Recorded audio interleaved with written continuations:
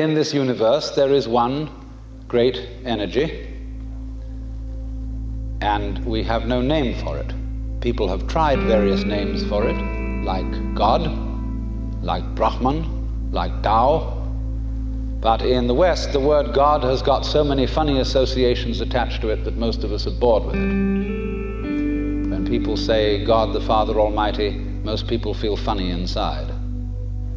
But according to Buddhist philosophy, all this universe is one tathata. That means 10,000 functions or 10,000 things, one suchness. And we're all one suchness. And that means that suchness comes and goes like everything else, because this whole world is an on and off system. As the Chinese say, it's the yang and the yin.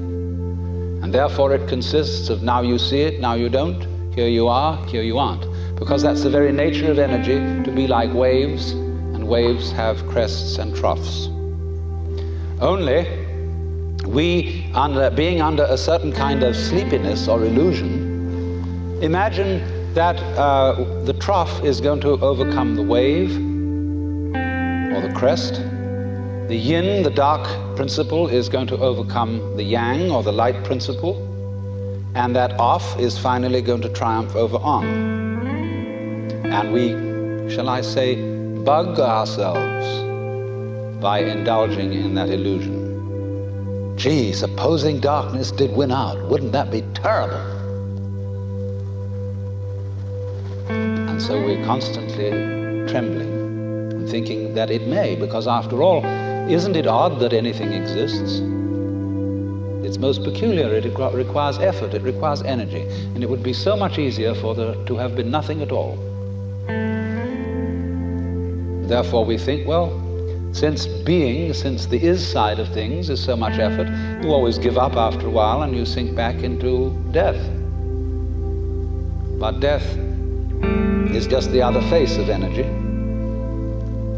and it's the rest, the not being anything around, that produces something around, just in the same way that you can't have solid without space, or space without solid.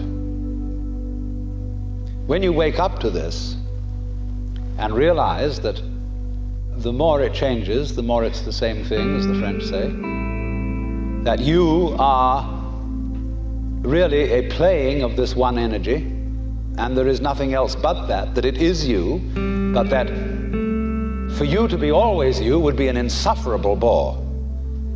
And therefore it is arranged that you stop being you after a while and then come back as someone else altogether.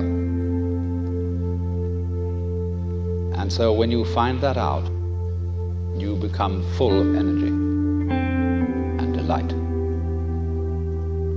And you suddenly see through the whole sham of things.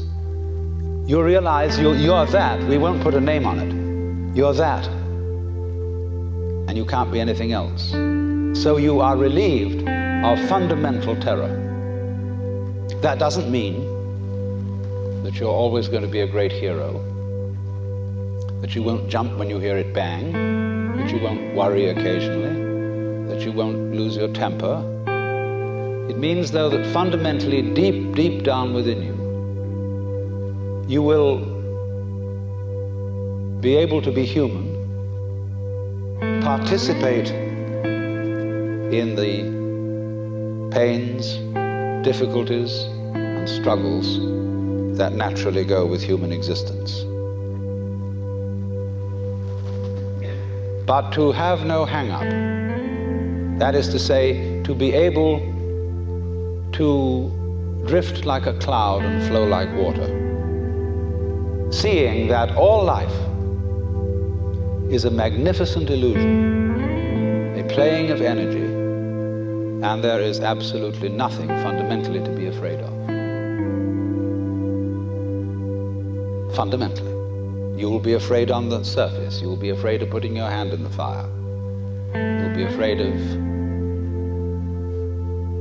getting sick, etc. But you will not be afraid of fear. Fear will pass over your mind like a black cloud will be reflected in the mirror.